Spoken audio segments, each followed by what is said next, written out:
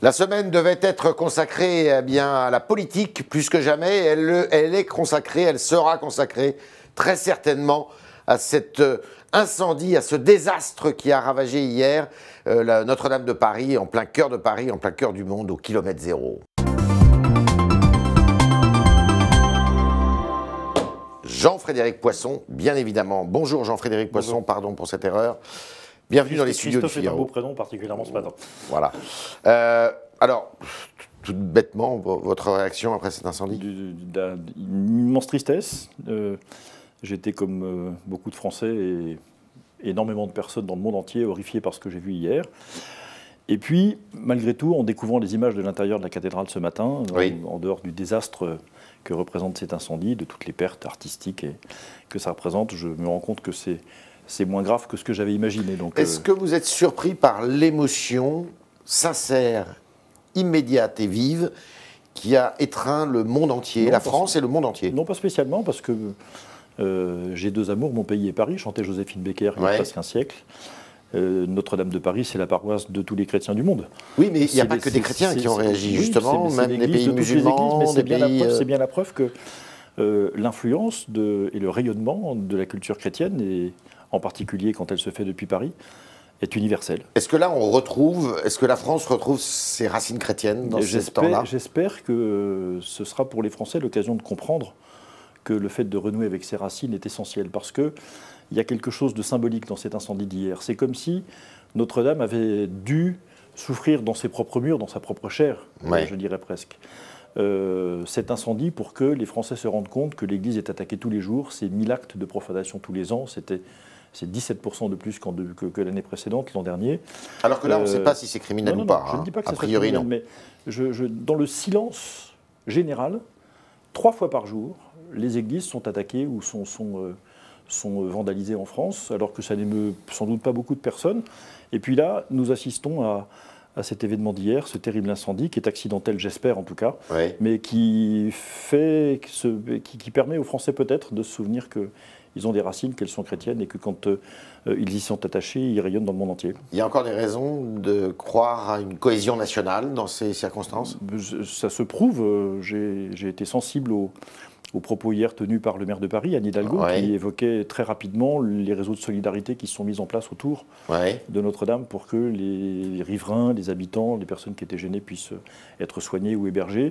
Ce mouvement d'émotion générale qui fait les grands événements en France, ce n'est pas malheureusement la première fois que ça nous arrive ces dernières années. Maintenant, la cohésion, il faut qu'elle dépasse simplement l'émotion.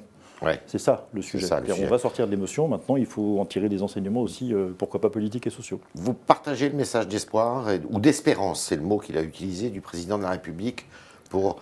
Alors il a parlé de reconstruction, elle n'est pas détruite, mais pour la rénovation de cet édifice. C'est plus qu'un message d'espérance, c'est d'abord... cette croix qui brille encore ce matin dans le décombre et qu'on voit sur quelques photos et montre le chemin. Elle est inébranlable, elle est là, elle est présente, elle est lumineuse.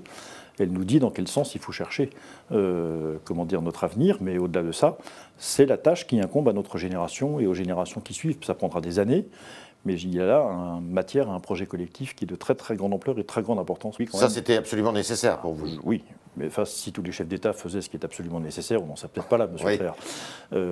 Là, il a pris la mesure de cet événement et je pense qu'il a vraiment très bien fait. Deuxièmement, il a trouvé les mots qui sont les siens dans son style.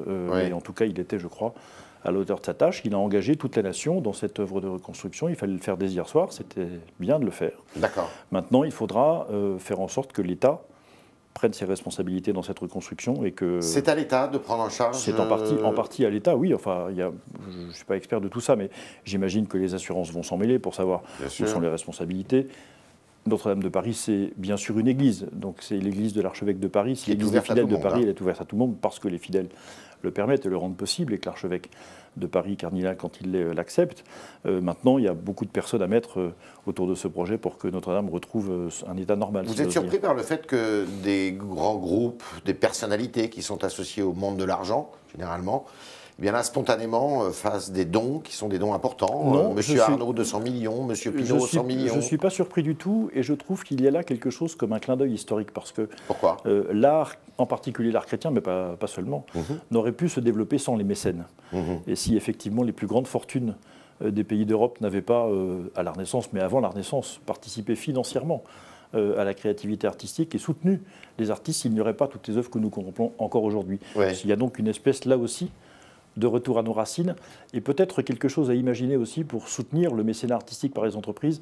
Il y a peut-être des pistes là pour le ministre de la Culture. D'accord.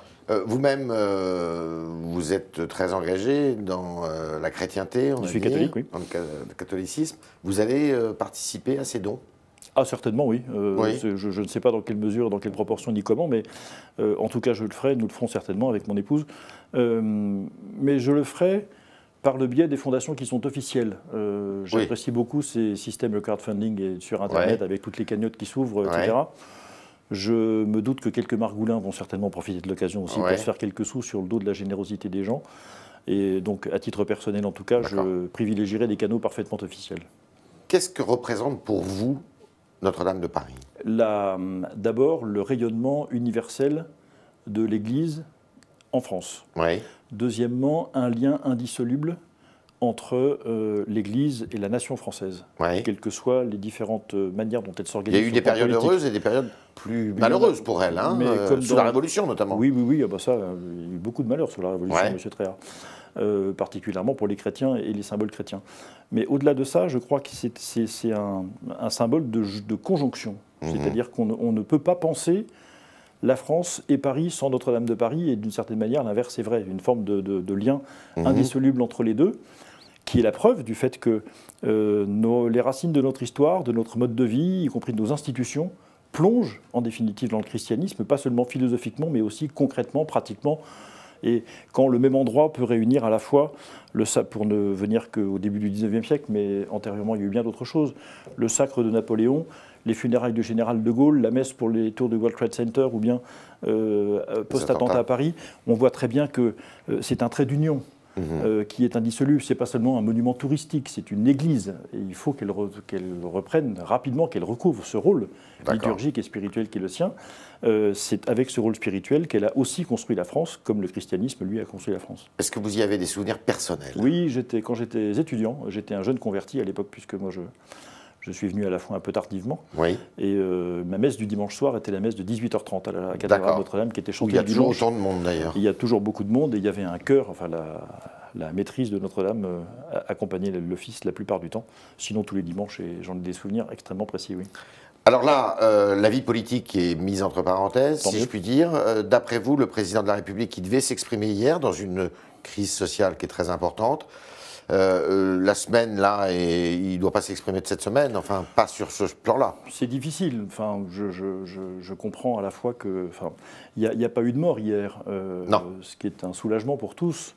Et cet incendie, si dramatique qu'il soit, et il l'est, ne doit pas faire oublier que la détresse perdure, que la dette du peuple français à l'égard de ceux qui sont les plus fragiles de ses membres, elle est toujours active aujourd'hui.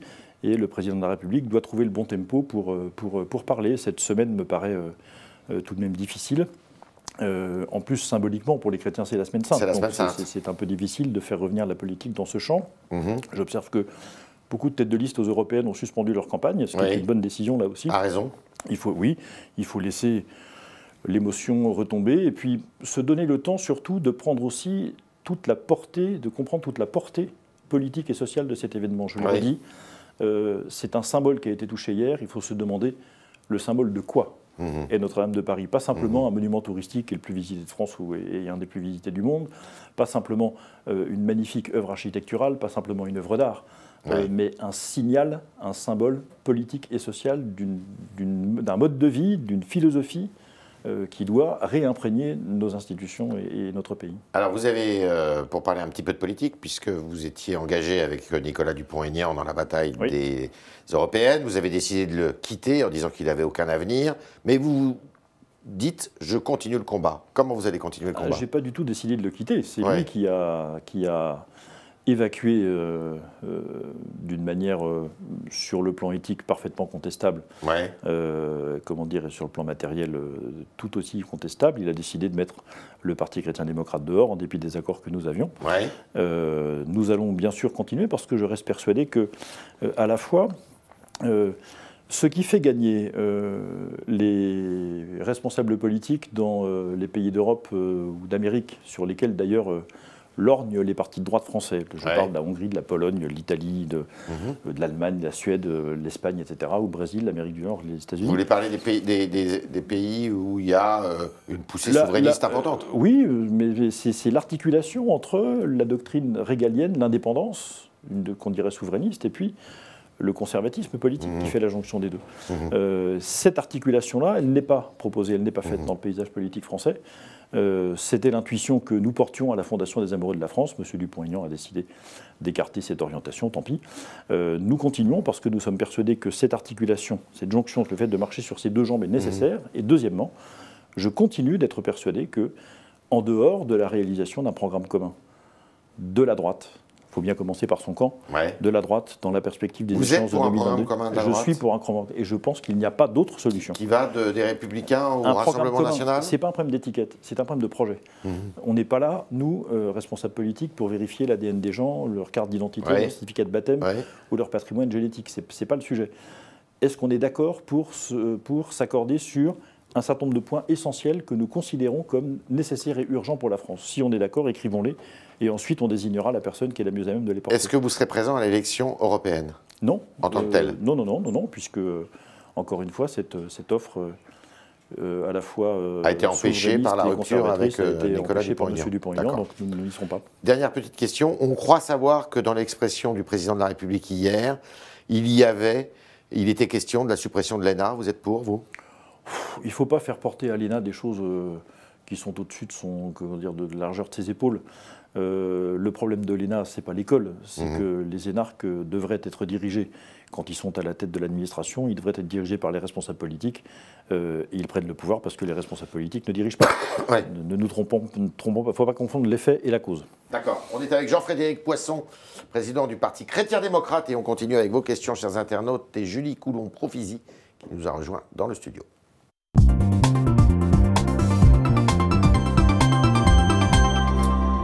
Bonjour Julie. Bonjour Yves, bonjour Monsieur Poisson. Bonjour. Alors beaucoup d'émotions dans le chat aujourd'hui avec tout ce qui se passe par rapport à Notre-Dame. Alors une première question de Marcel J. Qu'est-ce que vous pensez de la comparaison de Christine Boutin sur Notre-Dame quand elle dit « Comment ne pas méditer sur ce violent incendie au moment où l'Église et la France se portent si mal ?» Il y a toujours la possibilité de donner une portée symbolique aux événements. Et c'est vrai que cet incendie s'ajoute à un certain nombre de tourments qui attaquent l'Église d'aujourd'hui, de temps en temps de son propre chef, quand ce sont des troubles internes que tout le monde connaît, de temps en temps de l'extérieur, quand les bâtiments des chrétiens sont agressés, comme je l'ai dit tout à l'heure, plusieurs fois par jour. C'est un martyr supplémentaire, d'une certaine façon, dont nous serions bien passés. Est-ce que vous estimez que le pape a pris la mesure, justement, de cette crise interne à l'Église? Oui, de la crise interne liée, on va le dire comme ça, à pas mal de dérives sexuelles, notamment. Oui, je pense qu'il l'a prise. Ensuite, comment la traiter de manière efficace, c'est compliqué. Et ça, c'est beaucoup plus difficile, parce que enfin, on voit bien, même quand la justice a traité des cas de cette nature, elle est elle-même parfois un peu empêchée ou un peu désemparée. Donc, mais je pense qu'il a pris la mesure, je pense que le clergé aussi en a pris la mesure. Il faut penser aux victimes de ces actes-là et essayer de leur rendre justice le plus vite possible quand c'est possible. Vous avez lu le texte de Benoît XVI, l'ancien pape, justement, qui dit que c'est largement dû à la crise morale des années 60. Mais je crois qu'il a raison. Je pense qu'il a raison. Je pense que dans cette espèce de quête éperdue du plaisir personnel sans limite, il y a quelque chose qui a touché toute l'humanité, et donc y compris un certain nombre de clercs au sein de l'Église, bien sûr. Alors vous disiez à l'instant que vous ne serez pas présent aux Européennes, et Tambourinaire aimerait savoir quelles seront vos consignes de vote. Je ne suis pas sûr que j'en donnerai, parce que je ne vois pas, si vous voulez, de liste aujourd'hui qui correspondent soit à cette volonté de rassemblement que nous voulions porter au sein des Amoureux de la France, soit à une conception, un projet européen qui serait conforme à nos intentions. Donc je vais encore prendre un peu de temps de réflexion, et puis nous verrons bien, c'est dans un mois et quelques, on a le temps.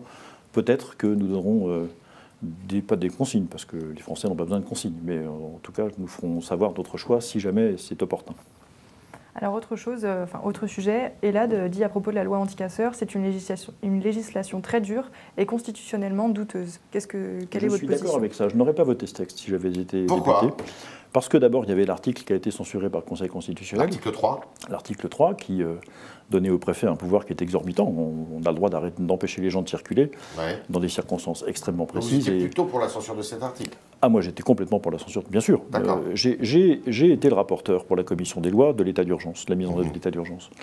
J'ai voté la mise en place de l'état d'urgence et j'ai voté contre toutes les prolongations, précisément parce que j'y voyais un risque d'atteinte aux libertés fondamentales que un surcroît de sécurité, n'apportait pas. Il n'était pas nécessaire ce surcroît de sécurité quand même, quand on a vu les exactions très graves qui ont eu lieu ces derniers mois. Non, mais évidemment, mais ça ne peut pas se faire au détriment des libertés fondamentales, c'est toujours le même problème. Et comment fait-on alors ? On laisse les juges apprécier. Il faut laisser au pouvoir judiciaire le droit de... C'est l'articulation du droit français. Leur libre arbitre. Des principes sont édictés. Leur pouvoir discrétionnaire. Des principes sont édictés. Ils sont inscrits dans la loi, les forces de l'ordre décident d'arrêter tel ou tel parce qu'ils considèrent qu'ils représentent un danger. Que dit le texte ? Eh bien, c'est le juge qui appréciera. C'est comme ça que fonctionne le droit et la justice en France. Laissons-les faire de cette façon sans mettre en jeu ou renier quelque chose qui touche à nos libertés. Julie. Alors, c'est Josie qui vous pose la question. Selon vous, comment faudrait-il lutter contre les fake news sur Internet ? Je ne sais pas s'il faut lutter spécifiquement contre les fake news sur Internet. Je pense que la meilleure manière de faire disparaître une erreur, c'est de la combattre par la vérité. Ce n'est pas de l'interdire. Vous prenez toutes les lois d'interdiction qui ont été prises en France, y compris les lois Guesso et Taubira. Est-ce que vous considérez que les attaques antisémites ont diminué sur Internet ou ailleurs depuis la loi Guesso ? Non. Est-ce que vous connaissez un seul pays au monde où le fait d'interdire ou de restreindre la liberté d'expression a empêché les opposants de s'exprimer ? Nulle part. Ça n'est jamais arrivé. Donc on fait fausse route. On court après, c'est comme la loi Hadopi il y a quelques années. On court après un phénomène que la technologie... Donc la loi contre les fake news, notamment, qui rend responsables les plateformes avec des amendes éventuellement très fortes, ça ne vous sied pas ? Non, je pense qu'on perd son temps et que, je ne peux pas m'empêcher d'y voir une atteinte à la liberté d'expression. D'accord. Dernière question. Alors, dernière question. En ce moment, donc, les services d'urgence des hôpitaux de Paris sont en grève pour protester contre le manque de personnel et les agressions. Certains internautes veulent mettre la sécurité en priorité avec la création de postes de sécurité, mais d'autres veulent mettre l'accent sur justement le manque de personnel. Donc de quel côté penchez-vous ? Les deux, mon capitaine, parce que les deux sont vrais.